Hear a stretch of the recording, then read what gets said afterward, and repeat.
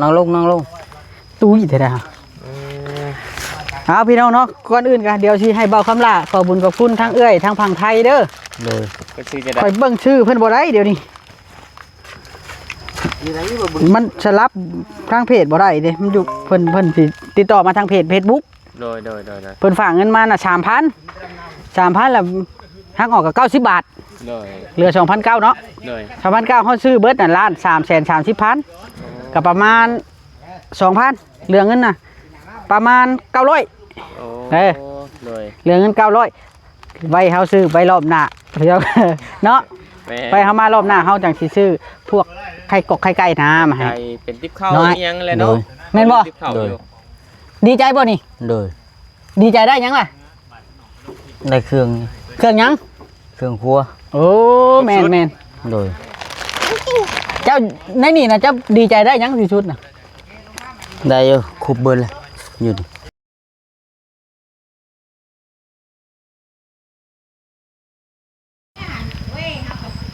สบายดีพี่น้องสบายดีทักทายสบายดีพี่น้องเด้อเอามาต่อเป็น EP ที่ 2เลยพี่น้องเพราะว่าถ่ายไปถ่ายมาน้ำจบคลิปก่อนติตัวน่ะพี่น้องเอ้ยเอากำลังเท่าคำล่ากำลังมาพี่น้องเนาะก็เลยสิมาถ่ายแล้วก็มอบเครื่องมอบของให้เราให้มันแล้วเด้อพี่น้องดินดอนตอนหยาแล้วก็ได้แล้วเนาะไปเบิ่งน้ำกันพี่น้องเอ้ยมาฮอดแล้วเท่าคำล่าบ้านนี้อ๋อทีเดียวไป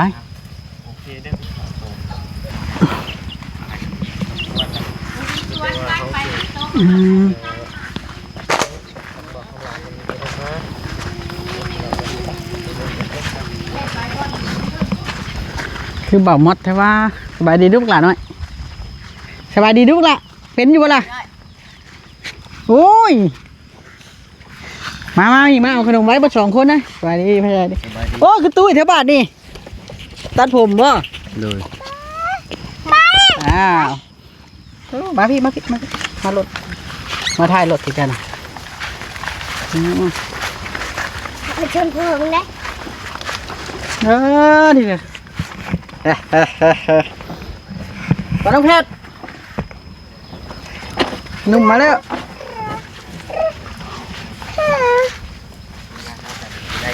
อันนี้ขนมนะเอามาแก้ปันได้ไหมเก็บเนื้อไหมมาน้ำเบาแก้มาเอาไหมน้ำเบาก่อนมาน้ำเบาก่อนมั้ยก็หน่อยทีโบปันได้ไหมต่อสบายดีคุณน้อยนะนี่ลูกสบายดีไหมสบายดีไว้ไม่ได้กินขนมเลยไม่กินขนมมันสบายดีสบายดี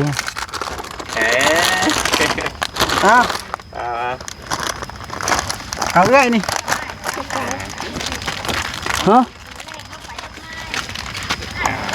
เอาล่ะให้แล้วขึ้นเอาเลยปะให้เราดูเช็คหน่อยก่อนถามเราก่อนแล้วสิอันนั้นอยู่บอกเป็นได้หม้อได้อย่างแล้วเจ้าชีนไปอยู่พุ่นเลยป่ะกันนี่ดูคุณเลยก็ได้บางละมาพี่ก่อนมาลงมาอยากได้อยู่บ่เคยครัวนี่อยากได้นะอยากได้เนาะเจ้าก็เปียกเถอะลูกอะไรรดน้ำจะเจ้านะน้ำไหมเราก็อยากได้อยู่พี่น้องไงเนาะก็คือมีอย่างแน่เจ้าอยากได้นี่เอาเจ้าลองว่ามาดูหันมาทางนี้ทางกล้องนี่มีอย่างแน่หม้อแล้วกันยังถ้วยบวงเคียงหม้อหนึ่งหวดแข็งมีครบทางน้ำทางยางไว้ตรงน้ำตรงในเก็บน้ำครบสุดบ่เวียงไปเห็นบ่บ่นะบ่เซนยังดูใช่ล่ะเราจะว่าสิเขามาจะเห็นบ่เราโทรมาบอกเราบอกวันโอ้แต่วันนี้เราท่านได้เข้ามามั้งมักขรุมไปเล่นอยู่แป๊บละให้พี่น้อยไปเล่นโยนที่เป็ดคอมเมนต์ไปเล่นพุ่นนะเล่นในตู้ก็ได้ไปละพักเปลี่ยนเสื้อเด้อเสื้อเปียกคือว่าได้นั่นเลยพี่น้องเนาะคือว่าเครื่องคองได้มานั่นแล้วไม่รถไปซิ่งบัดนี้ขึ้นไปลากมาบัดนี้เจ้าน่ะขึ้นไปเบิ้ง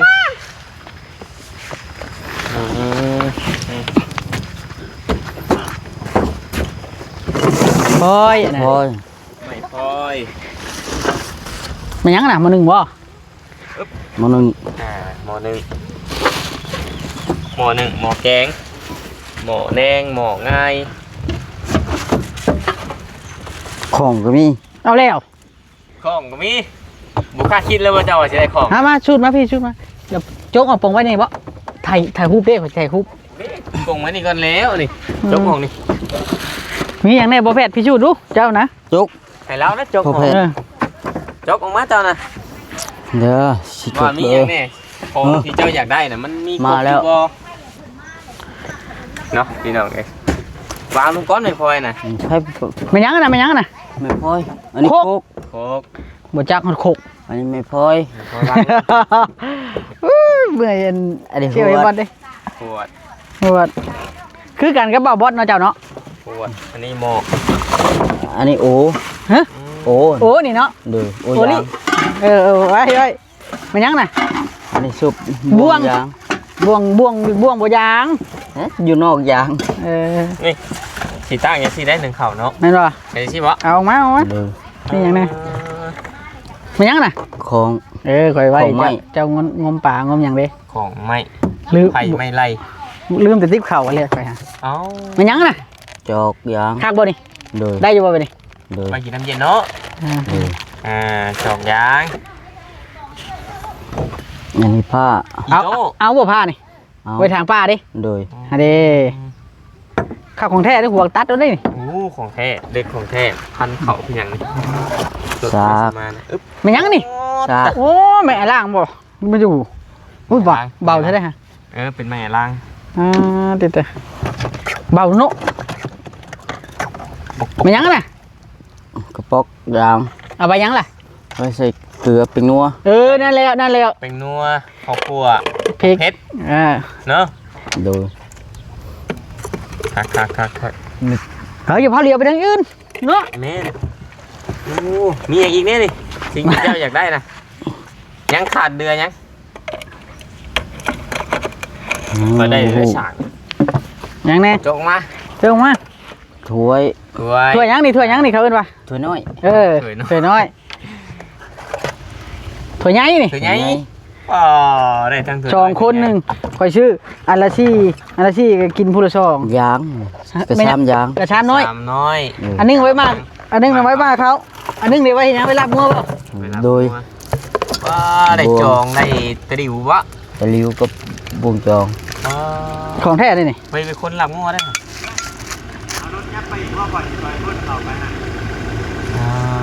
ตุส เฮ้ยอย่าเฝ้าจอดไว้คนข่อยแล้วจอดไว้ให้คนฮะจอดไว้คน อย่าวงกบลง เนาะ เคียง เขียงก็ไปเขียงอีก แล้ว จักเต็มมะลิเปล่าเลยนี่ ฮะ เขียงเนาะใส่เขียงเลยต้องได้รับงู แปลง มันยังนี่เอาไว้ยังนี่ แปลงไว้ซักเสื้อผ้ามันบ่ซักเองหรอก แผง แพงมั้ง เลย อันนี้ดิ มีด เอาไว้ยังนี่ ไปซอยซีน เบิ่งแล้วเนี่ย ยัง ยังบัดนี่ เอามาเบิ่งดู ยัง มา อยู่ เบิ่ง พี่ ดู ได้ ได้ยังนี่ ปกเลยกลัวพี่เล็กลีนี่พี่น้องเลยเอา ยกมาเบิ่งก่อนแล้วจังนั้นแล้วจังสิยับรถไปให้เพิ่น สาม มาตั้งนี้ หรือว่าเฮายับไปจังหน่อยบ่ เอาเข่าไปพุ่นเอาเข่าไปพุ่นนั่นคือไฟว่านี่แหละ นี่ไงเด็กปิ้ง แล้วสิถอยถ้าเพิ่นสิถอยไปนี่ดิหรือหามมาวะของเพิ่นกะ พุทธิโต มันหลายอันเถอะพ่อหามมาเป็นยัง เบรกเอาเนาะ หามเอาน้อยชิ้นเนาะเอาไป เคียง เคียงได้เคียงแล้ว วงชำนี้บ่จ้อยหามผู้เดียวก็ได้ ขาเคียง ตะลิว เป็นแค่สามขา ไม่ยังน่ะ ตะลิว หม้อกระทะ ตะดิวได้ไรน่ะ ใช่พูดตะลิวหมอกระทะ จังหวะคือตุ้ยเด้อเนาะ คือตุ้ยกว่านั่น แล้วตุ้ยขึ้นบอลลงแก้ ครบแล้วบ่เบิดแล้วไม่ยังนี่ ตะกร้า เอาไว้ยังล่ะ ใส่เสื้อผ้า เนาะ ถือว่าได้เครื่องมีเคียงหม้อนึ่งหม้อแกงมันบ่ โดย สบายดี สบายดีเด้อ สบายดีแน่บ่ได้น้อย ไปดีลุงกันไปยังไงขนมนะ นมวะ ปะก่อน มือไป เด้อ นมือ สบายดีเด้อสบายดี สบายดี มากันได้ยังกระดักกระโดดแท้นี่ จัดในเพิ่นได้ เลย แทน ผ้าได้ชื่ออยู่บ่ผ้า ชื่ออะไรน่ะ ยังไงนะ ฉันข่อยก็พอดีแล้วข่อยมาหาผ้าบ่มีอยู่มื้อนี่ เอาแล้วเจ้าว่าสิมาหาผ้าบ่ แม่ พอดีใช้งานเลยบ่ ประตูไปอัดแม่เบื้องหน้า โอ้คมทีเลยนี่ รถ เดี๋ยวมันบาดลูกเด้อ เฉียม อืม บ่ได้แต่เฉียมมา โอ้ได้อันนี้นี่แล้วว่าไว้ใส่เกลือเป็นงัว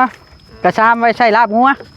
มีแต่งัวอย่างเดียวเดี๋ยวนี้ บ่ มีดก็ไปช่วยลามงัวเราอ่ะ ตู้ซิดชื่อว่าดิ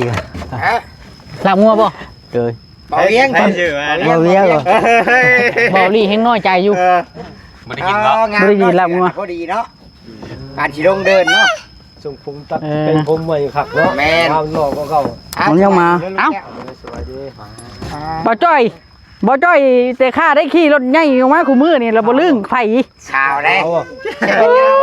ค่อยก็ว่าเราข่าวเลยกูมือ ตาย เชือกแขนยาวก็บ่ได้ใส่ได้เลย โทรหาก็บ่รับเดี๋ยวนี้ เอาประธานเนาะนั่งหลังอีก อ่า ข่าวได้ โอ้ได้วงกบมาเนาะ แม่ให้มันครบมาตอนแรกว่าสิบ่ใส่อะไร ถือว่าอันนั้น เผื่อไว้ในอนาคต จะเป็นฮอดเนาะ ให้เพิ่นลูกจะให้เพิ่น งามไปเลยแหละ อ้ายเอา เอามีแต่ว่าเอาตัวนี้ลงจากรถก่อนแล้วก็ไปไว้เตียงก่อนเนาะ คนไปเนาะ แล้วจังให้เรามา เก่าได้บ่คำละคนใส่ตะกร้านี่คือเก่า คนใช้กระดาษคือเก่า แม่นใส่นั่นคือเก่าตัวใด คน เขาใส่นี้ตัวใดมัน กูว่าถ่าให้ นัก ถ่าแล้วก่อนจังให้ แม่นถ้าให้ไอ้คำละย่อยช่วยก็ได้ หลายคนยอม ปึ๊บมันยามใหม่เด้อ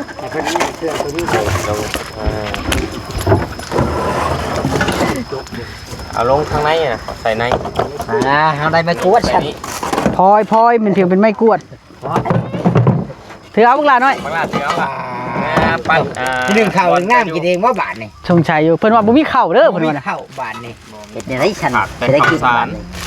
พุดเอาให้แล้ว โคตรก็ เอาเงินมาชื่อข่าวมันค่อยๆขายข่าวอยู่ อันนี้แฮงว่าใบใหญ่บัดนี้ ฮะ เป็นละพัน สอบหนึ่ง6,500,000 ชงเชนห้าได้เยอะ สอบหนึ่ง5 กิโลคนละสอบ2,500,000เมื่อกี้ดิ ใช่ที่กายครับขาดทุนเนาะโจมาได้คำลาไอ้เจ้าน่ะสิเอาแอบบ่ได้เด้อเจ้าคนด่าลาใหญ่ติดเลยมีอยู่คนคือเจ้าข่อยบ่บอกได้ในคลิป บอส เฮ้ยจะบอกแล้วสิให้จังหน่อยว่าข่อยลอกว่าบ่คำลาได้เพิ่นว่าน่ะคือขังอีกเด้ ถึงขัง เอาวันเดียวมันสิได้บ่ ตก บักละ บาทเดียวเลย ไปบัดนี้ เต็มสติงเลยไอ้เนาะตั้งโพดอะไร อย่าพึ่งเด้อข่อยสิขึ้นเอาพาทางกับอันกระโตกให้อย่าพาไปได้ ยังบัดนี้ พาทางกับกระโตก มึงแน่มึงเรียกไปล้างเต็มบ่ล่ะซื้อมาเป็นคนเลมโบ้ ไปบัดนี้ เนาะ ไป มาบักทำน้อย ไปละ เบิ่งก่อนถ่ายรูปก่อนบัดนึง เอาน้ำลังไม่เอาเฮ็ดยังนะ โอเคไป ตรงนะ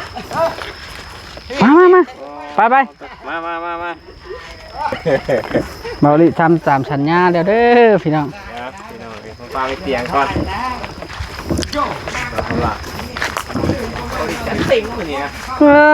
ดีเลยนั่งก่อนได้จังหน่อยเนาะพอแพทย์ เครื่องครัวแม่น